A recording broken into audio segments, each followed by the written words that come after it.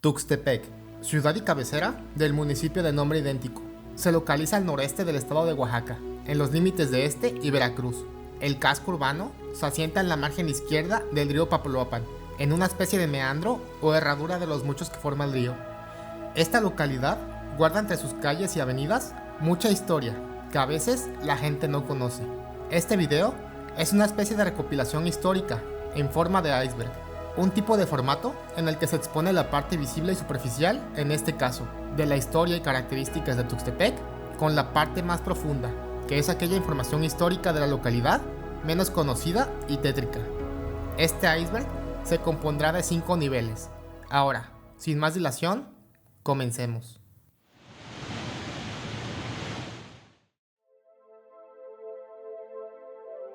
...3:45 de la tarde del jueves 3 de marzo del 2016. De pronto, se escuchó un estruendo por todo el vecindario. La iglesia frente al parque central se inundaba de polvo y escombro. Enseguida se empezó a congregar mucha gente del pueblo. ¿Qué había pasado? La barca, la que sería la nueva catedral del pueblo, se vino abajo, en su último colado, en el altar mayor. Los 3 sacerdotes de la iglesia estaban al frente del acontecimiento. 30 trabajadores albañiles protagonizaron el derrumbe del manto enorme de la mezcla de la magna obra.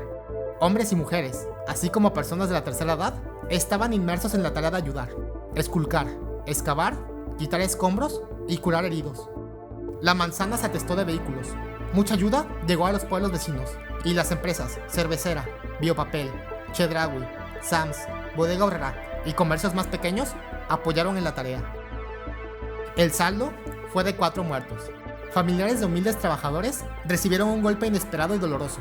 2 de ellos eran padre e hijo. Randy, el hijo, cuando empezó a caer el colado, pudo empujar a un trabajador a una barda de la que se pudo sostener, pero no pudo hacer lo mismo con su padre, y en el acto cayeron los 2. Randy es un héroe anónimo, humilde muchacho que entregó su corazón a la vida de otro y a su vida. Mediante las redes sociales la comunicación fue rápida, y la noticia se conoció a nivel nacional e internacional. Afuera del recinto se escuchaban los murmullos, los rezos, las oraciones y llantos desesperados de familiares de los accidentados. La historia comenta que desde el inicio del proyecto hubo voluntades encontradas, cuando el entonces obispo de la diócesis tuxtepecana, Antonio Fernández, presentó el proyecto en un evento público convocado por él, ya que mostró la maqueta de lo que sería la nueva catedral, llamada La Barca. Pero hubo descontento, debido a que la población no quería tirar la iglesia, ya que esta constituía una imagen histórica para Tuxtepec, ícono del recuerdo, donde además se salvaron muchas vidas durante 1944. Pero misericordiosamente, la iglesia fue sacrificada. El proyecto era de mucho dinero, presentado en el año 2000 e iniciado su trabajo de construcción en el 2010. Se dice por parte de especialistas en obras que no hubo un diseño adecuado de la cimbra y no había técnico responsable de la obra. Para más información, pueden ver mi video La Barca. El baile Flor de Piña representa desde hace unas décadas a la ciudad de Tuxtepec, en la llamada fiesta más grande de los oaxaqueños. Pero múltiples son los tuxtepecanos que saben que esta tradición es una estampa folclórica en los tiempos de globalización, y es una construcción de la identidad local que desplazó la antigua identidad del pueblo de Tuxtepec. A esto se suma que existe voluntad política en el evento desde el momento de su creación, ya que en 1958 el gobernador de Oaxaca, Alfonso Pérez Gasga, argumentando que la indumentaria jarocha no era propia del estado de Oaxaca, envió un oficio a la presidencia municipal a cargo de Ángel Vidal Brocado, solicitando el diseño de una coreografía indígena. Hasta el día de hoy, el gobierno estatal sostiene un esfuerzo para promover a la Guelaguetza como manifestación cultural original, en virtud de una intención comercial, ya que incluso se llegó a destituir al en un entonces director de la Casa de la Cultura, Samuel Aguilera Vázquez. Esto debido a que las actividades que éste realizaba eran del estilo jarocho y no al estilo de la Guelaguetza o Flor de Piña. También se puede mencionar que son contados los casos en los que las mujeres indígenas participan en la delegación realmente, y por eso se dice que se baila disfrazado de indígena. Algunos historiadores mencionan que las tradiciones inventadas pueden ser de 3 tipos: las que establecen o simbolizan cohesión social o pertenencia al grupo, ya sean comunidades reales o artificiales; las que legitiman instituciones, estatus o relaciones de autoridad; y las que tienen como objetivo la socialización, el inculcar creencias, sistemas de valores o convenciones relacionadas con el comportamiento. Y Flor de Piña cumple con todos los requisitos. La mujer indígena chinanteca y mazateca, antes de Flor de Piña, no cosechaba piñas, ni bailaba al ritmo de la música de concierto, ni se maquillaba. Este tema nos puede hacer reflexionar sobre hasta qué grado lo propio es en verdad algo original de una sociedad. Para más información, recomiendo leer el libro Flor de Piña, Visiones y Revisiones.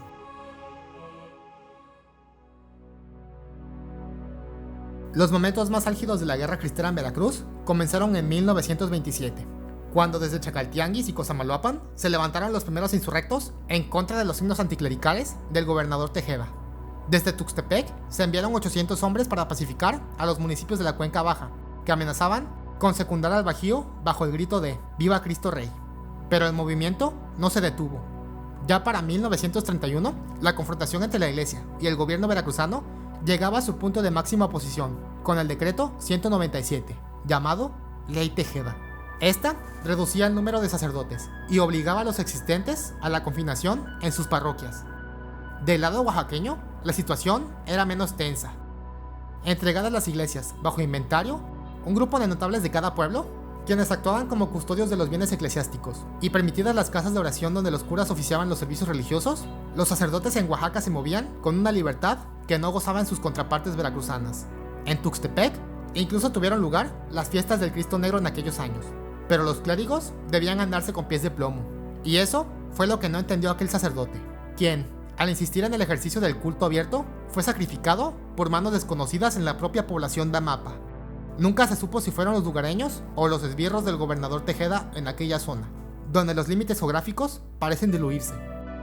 Cuentan las consejas populares que el sacerdote, antes de morir, maldijo al pueblo, y desde entonces, Amapa sufrió el mayor despoblamiento de su historia, y como consecuencia, la pobreza y el abandono tomaron carta de naturalización en la comunidad. El pueblo levantó en el panteón comunitario la tumba más prominente en aquellos años, sin nombre y sin fecha, como queriendo olvidar aquel suceso. Ahí permanece como mudo testigo de los hechos, y para más información, ver mi video Cultura Afrodescendiente, Tradición Oral.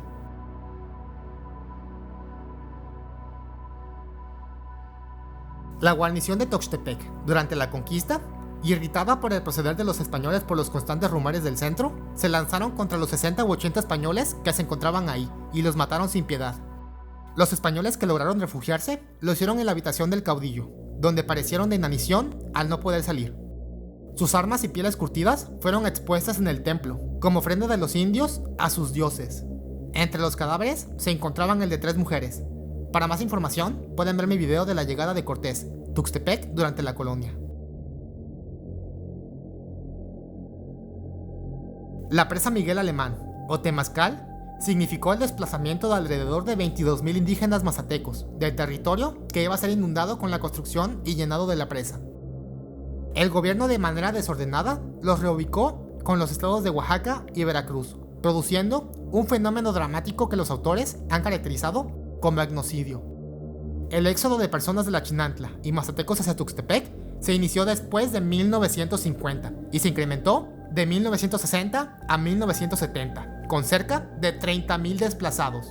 Se unieron las dos culturas y el hermano chinanteco y mazateco aprendió pronto la costumbre de la cuenca baja del Papaloapan. Y aunque ellos no son jarochos por naturaleza, por pertenecer al sotavento, su carácter difiere de las personas de los pueblos del Bajo Papaloapan.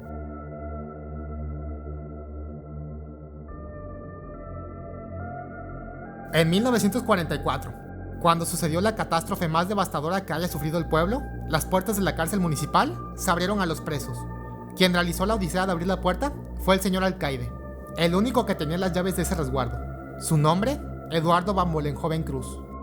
El presidente, en ese momento, no se encontraba en el Palacio Municipal, y Eduardo se encontraba solo al borde de la decisión de quedarse o salir huyendo.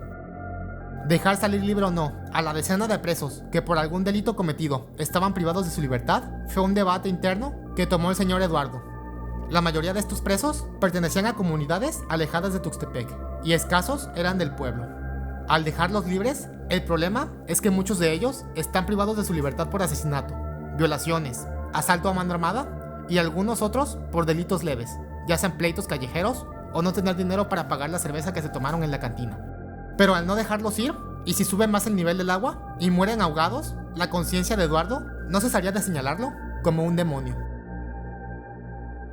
Don Roberto Herrera Giovannini, que era el jefe de timbre, al pasar frente a la alcaldía, fue increpado por el señor Eduardo, el cual preguntó qué era lo que tenía que hacer, y que él podía autorizarle el abrir o no las compuertas, a lo que don Roberto le respondió que el único que podía autorizar por oficio esa decisión era el presidente, pero al no estar y ser una difícil situación, el único que podía decidir qué hacer con las vidas de los prisioneros era él.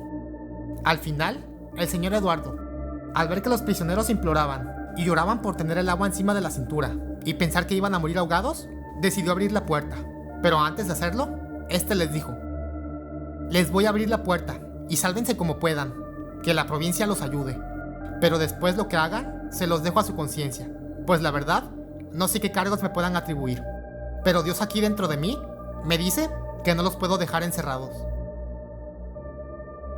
Pasado el tiempo y haciéndose popular este pequeño acontecimiento, muchos aprovecharon para ser los héroes de la historia.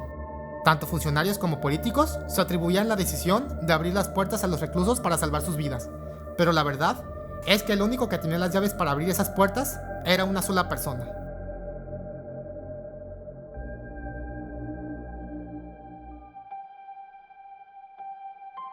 Tal vez hayas escuchado de este suceso por parte de familiares o conocidos. Yo mismo he mencionado este suceso 10 veces en este iceberg, pero ahora te voy a explicar qué sucedió en 1944 y el impacto que tuvo para la región. La inundación de 1944, también llamada la tragedia de Tuxtepec, es un acontecimiento que se ha perpetuado en la memoria de Tuxtepec por su aspecto trágico y desgarrador.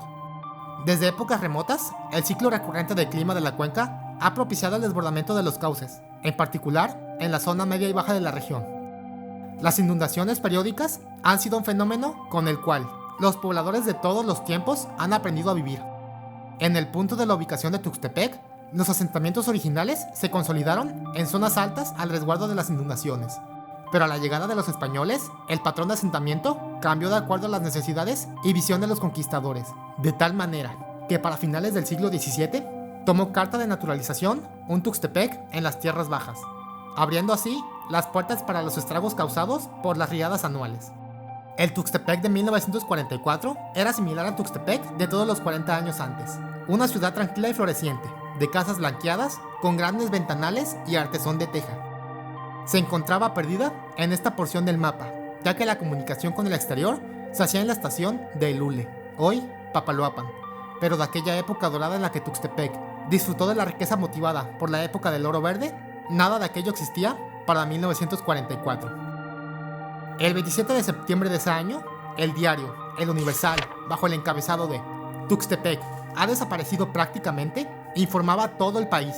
Los habitantes de Tuxtepec, Oaxaca, solicitan auxilio porque no tienen qué comer. Las principales casas fueron arrastradas, al igual que los edificios comerciales. Las calles están intransitables. Dentro de lo que eran habitaciones, hay toneladas de arena, en las que están sin duda sepultados muchísimos cadáveres. El barrio abajo ha desaparecido y las vías están interrumpidas.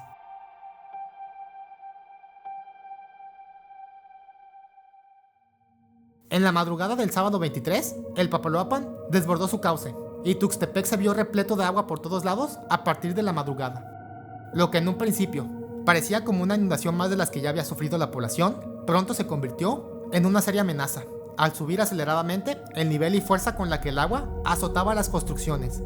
De pronto, el río empezó a arrastrar a hombres, casas, plantas y animales.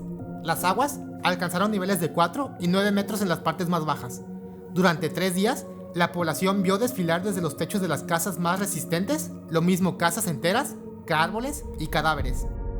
Al caer en cuenta de la magnitud, el párroco Silviano Pérez y su sacristán replican las campanas para alertar a la población y buscar ayuda para salvar el archivo parroquial en la parte alta de la iglesia. El padre Silviano dejó testimonios en el registro, en el que menciona que la inundación tuvo una duración de 72 horas y perecieron alrededor de 50 personas. En ese mismo momento, se tomó la decisión de abrir las puertas de la cárcel municipal para que los internos salven sus vidas.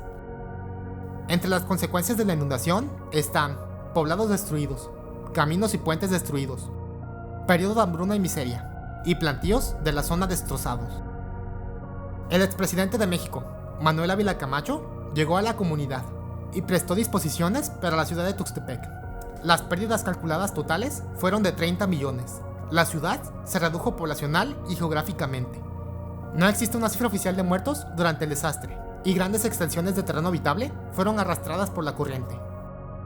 ¿Cuál fue el impacto de la inundación? Debido a este acontecimiento, se impusieron los objetivos de construir las obras necesarias, como presas, rectificaciones de ríos, diques de encauce, canales de alivio y dragado de ríos, así como construir instalaciones para aumentar la generación de energía eléctrica y las tierras de riego. También se tenía que integrar una red de vialidad mediante la construcción de camiones, puentes, ferrocarriles y puertos. Se le dio prioridad al asentamiento de la región, incluyendo obras de ingeniería, campañas médicas, instalación de hospitales y centros de salud, alfabetización y nivel cultural mediante la construcción de escuelas primarias superiores y técnicas. Todo esto dio a la región un impulso inusitado hacia una etapa de rápido crecimiento y desarrollo en la región. Todos los municipios se transformaron, en algún grado, gracias a la Comisión del Papaloapan. La estructura básica de la ciudad de hoy se definió en este periodo. Alcantarillado, nivelación de calles, caminos, campañas educativas y más actividades se dieron en la comunidad. En 1948, llegada la planta de energía eléctrica, Tuxtepec ya no era una ciudad perdida. Vivía inmersa en una febrilidad agobiante de trabajo en la edificación de un futuro inmediato. Aunque se dieron algunos problemas, como el acomodo de los indígenas, mazatecos y chinantecos desplazados de los sitios donde se construyeron los embalses. La Comisión del Papaloapan fue liquidada en 1986 y cancelada definitivamente en abril de 1988. La inundación de Tuxtepec es un acontecimiento que significó desarrollo material, pero abrió viejas heridas de abandono y desintegración que los tuxtepecanos han sentido por parte del estado de Oaxaca. Si quieres conocer toda la información sobre este suceso, puedes ver mi video 1944, el año cero. Este fue el iceberg de Tuxtepec. Como podrán ver, me decanté por sucesos históricos poco conocidos, pero que tuvieron importancia para la región. Espero que les haya gustado este video y los invito a dar me gusta y compartirlo. Sin nada más que decir, me despido.